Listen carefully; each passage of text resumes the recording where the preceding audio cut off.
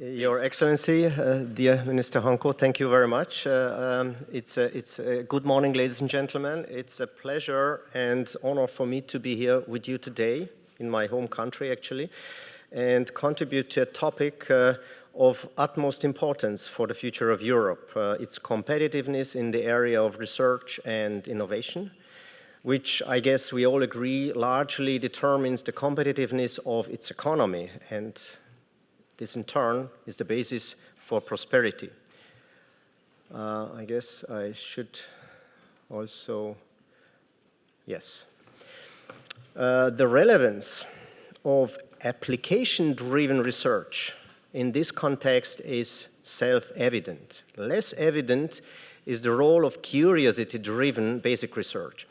My presentation is a plea for basic research, which is the only human activity that can lead to groundbreaking discoveries, to ones able to spawn disruptive technologies which can profoundly and positively impact our life and boost prosperity. I'll give you an example that addresses major challenges of our time. Some of the major challenges of humankind meets in the 21st century include stopping global warming and loss of biodiversity, maintaining prosperity in wealthy countries, and perhaps even more importantly, boosting it in developing ones, fighting thereby a two-class humankind which our planet accommodates today. Last but not least, protecting the health of all humans in the best possible way in high and low income countries likewise. I'll focus on this last challenge, which will also help tackle the previous ones. There is a pressing need, there is a really pressing need for improving the efficiency of protecting human health.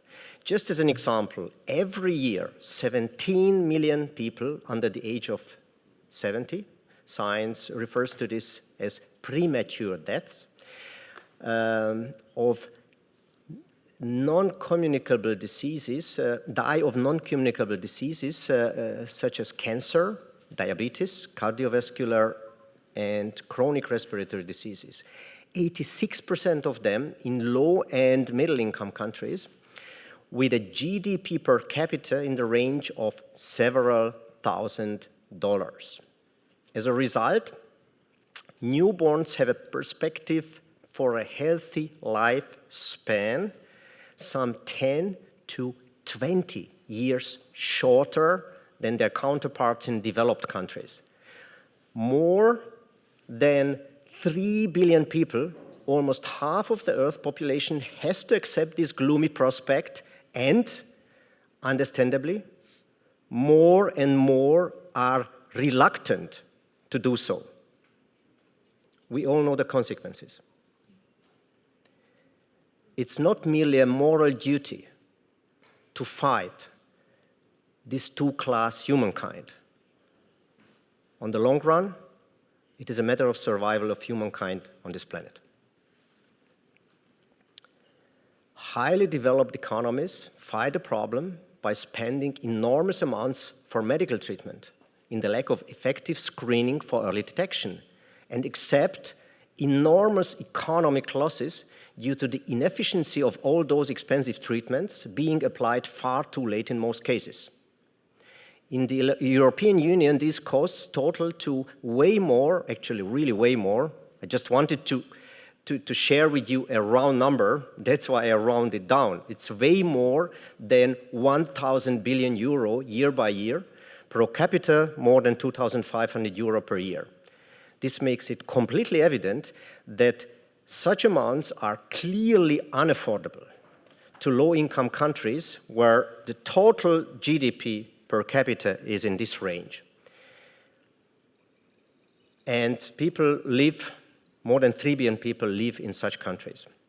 The only glimmer of hope for those more than 3 billion people is a cost-effective health screening that is able to catch the most prevalent killers in their early stage when treatment is much less expensive and has a much higher success rate. Such a transformation of healthcare from its current reactive mode to a future proactive, preventive mode of operation would not only benefit low-income countries, it would also save many lives in Europe and, in addition, enormous costs currently spent on inefficient treatments and incurred by losing the activity of valuable members of society. Hundreds of billions could be saved for better education, healthcare, and infrastructure to boost competitiveness and help maintain prosperity.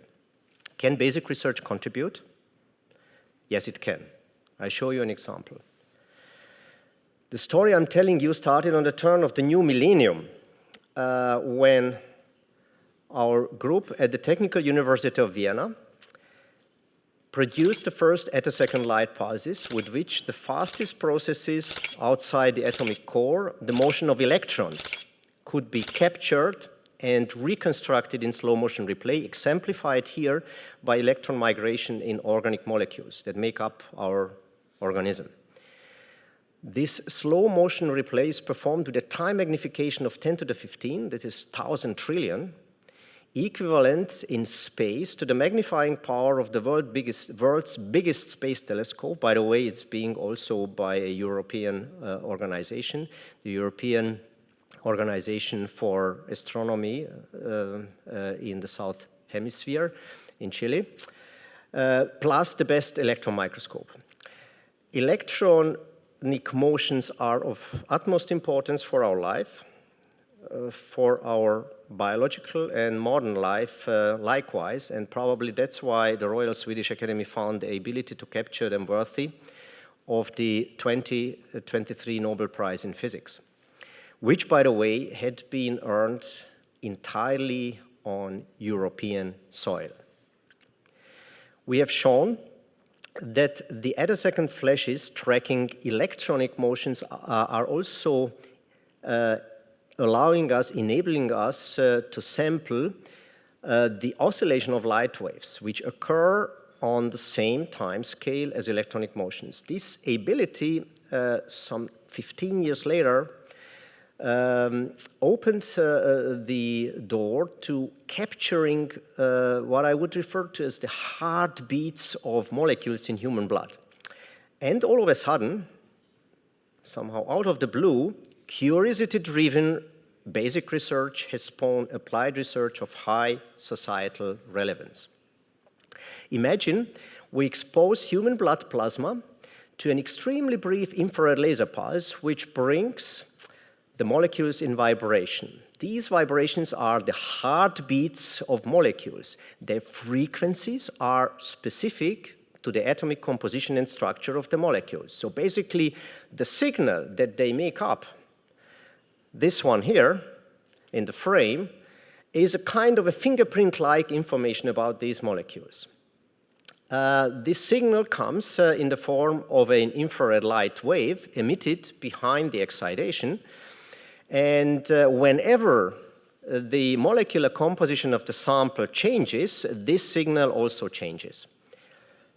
We have dubbed it, which basically contains all these heartbeats, as the infrared molecular fingerprint of the blood sample, simply because it comes in the form of an infrared wave. And this very infrared electric field molecular fingerprint can now be captured by highly sensitive attosecond metrology, which was developed for something completely different 20 years ago, right?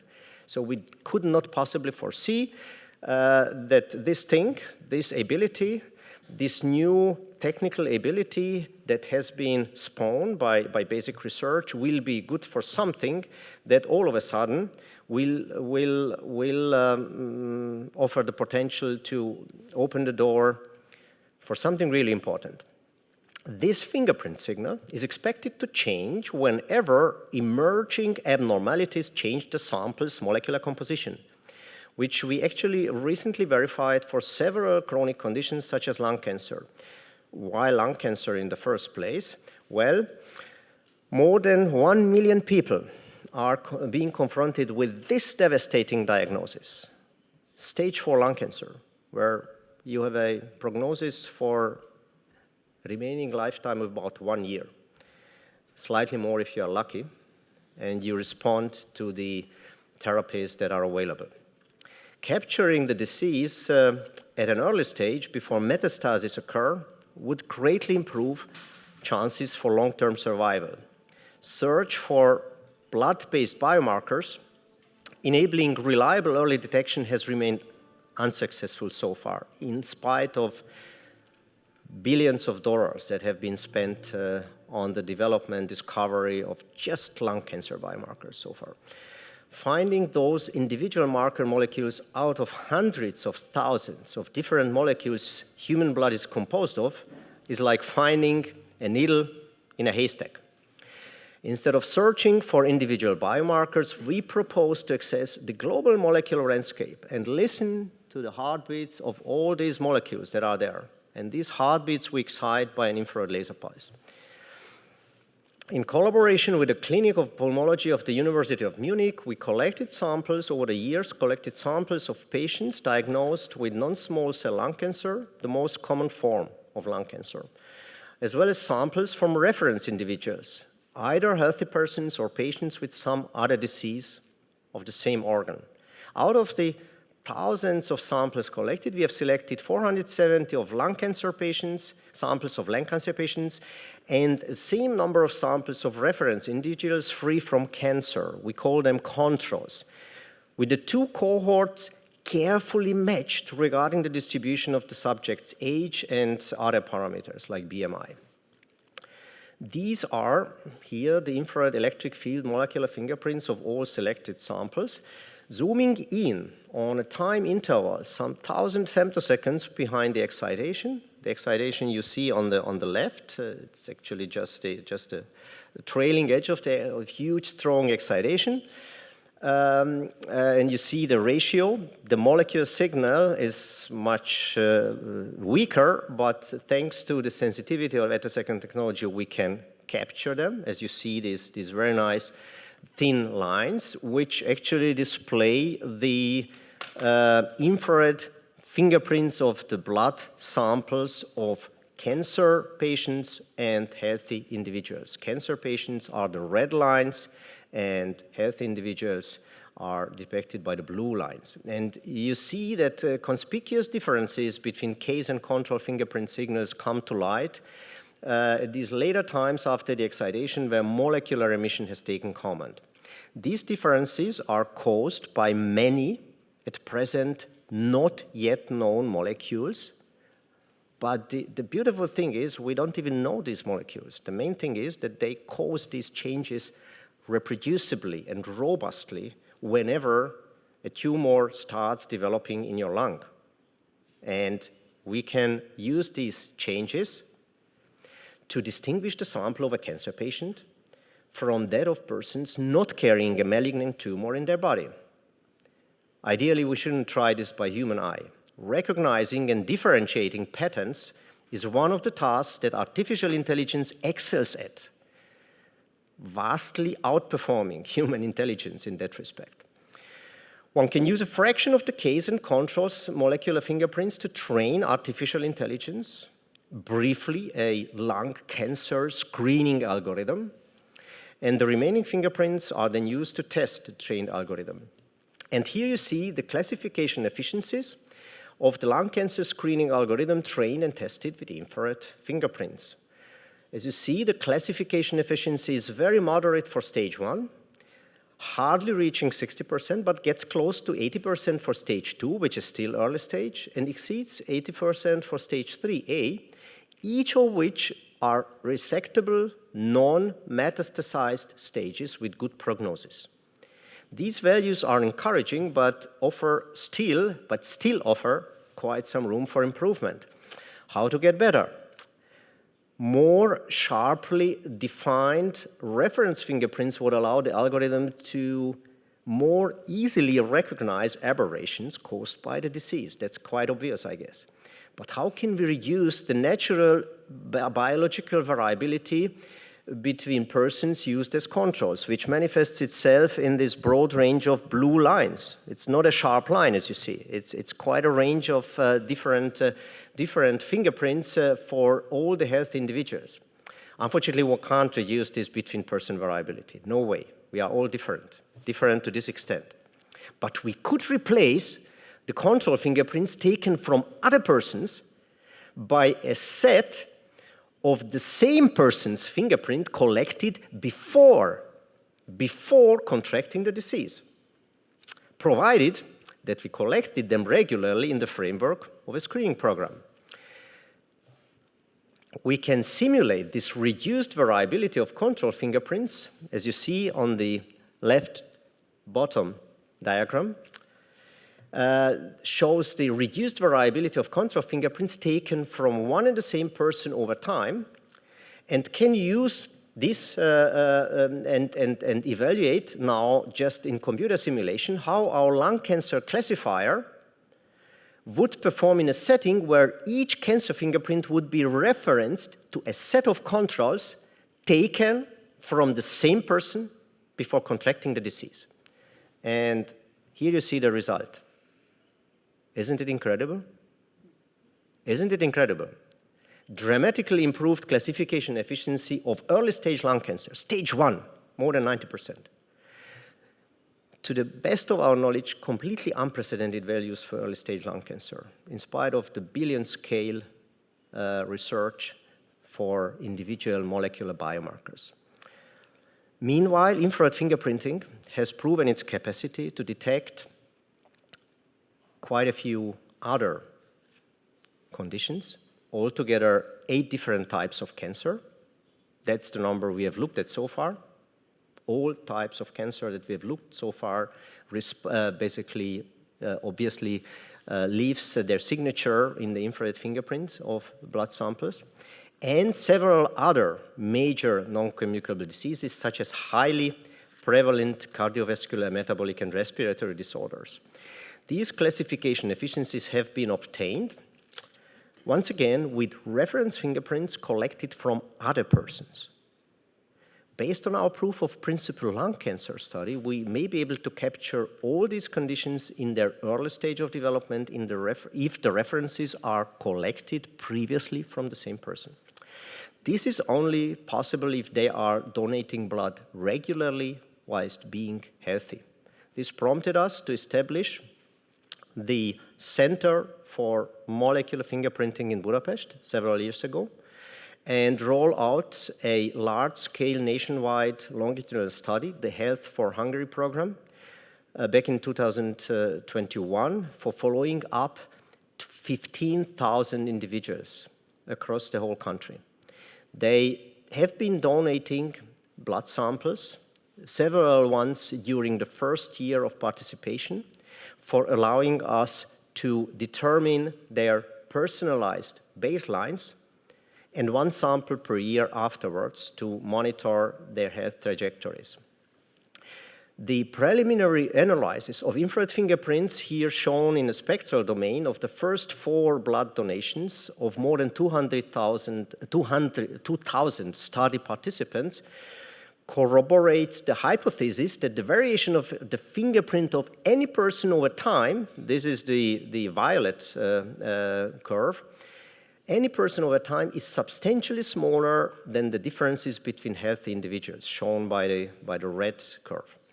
As we have seen before, using these individualized references is the key to early detection of severe chronic conditions leading to 17 million premature deaths every year. In our study, initially, none of the participants is diagnosed with any of the 4 major categories of non-communicable diseases displayed here. During the 10-year study period, however, we expect more than 1,500 cardiovascular events, more than 800 participants diagnosed with diabetes, more than 500 with COPD, and more than 160 with lung cancer. Their blood samples taken at the time of the diagnosis and before will be invaluable for testing and validating the capacity of infrared molecular fingerprinting and possibly other liquid biopsy approaches to answer the overriding question: what is the most economically viable set of health data that enables comprehensive and reliable monitoring of human health? Which directly leads us to the question whether molecular fingerprinting and/or profiling of human blood can provide sufficient information for health screening? Our quest for the answer is driven by a vision which was beautifully formulated by our research director, Michael Žigman, from Slovenia, by the way.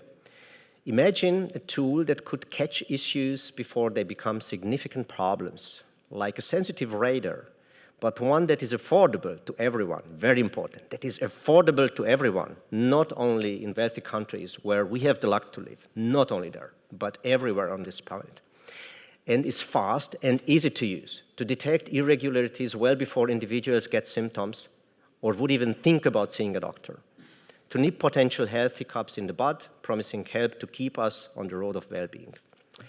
More than 100 researchers from a dozen of countries of the European Union, from several ones from Asia and North America teamed up to pursue this vision based here in Budapest and in Garching, near Munich. So far, 3 institutions,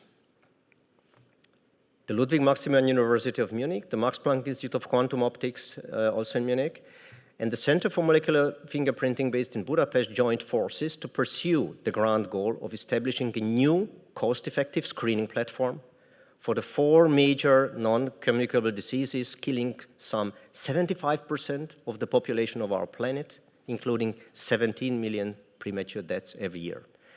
But given the importance of the grand goals pursued here, it is more than likely that this bilateral German-Hungarian project soon becomes multilateral. We are in discussion with His Excellency Minister Polasek from Austria, who was supposed to be here today, but unfortunately couldn't come due to the events from the last few days.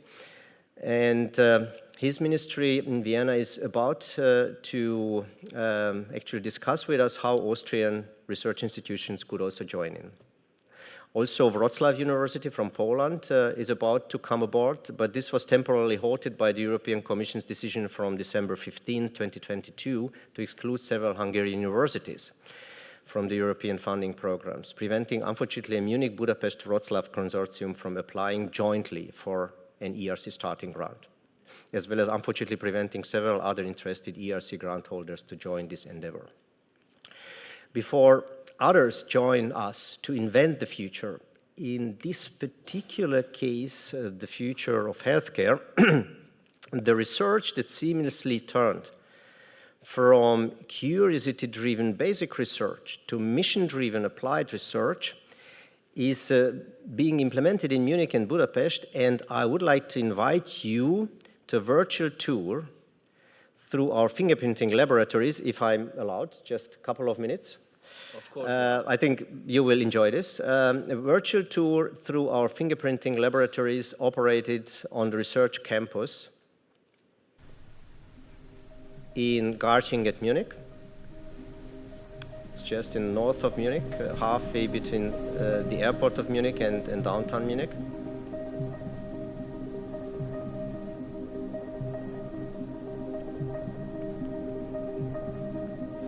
Here you see where the thousands of invaluable plasma samples are stored and prepared for fingerprinting measurements, which is happening in this laboratory.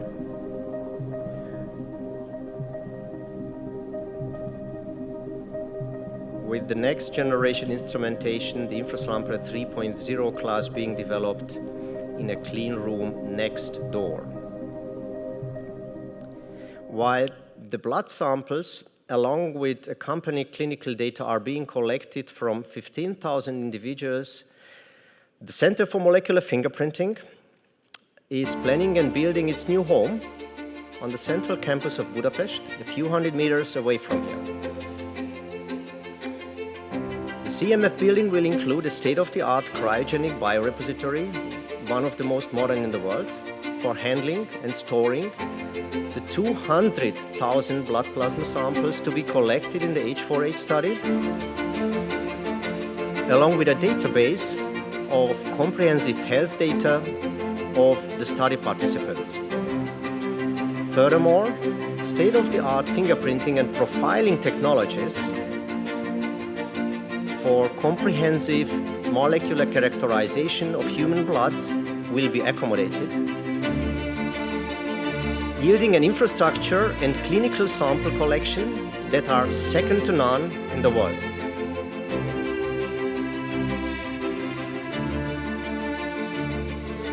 If you agree that the grand goals pursued here are important for Europe and the rest of the world, you will also agree that it is in the interest of Europe to encourage its best scientists and research institutions to help this endeavor succeed. To the benefit of the next generation of all Europeans and to the benefit of the world. Thank you very much.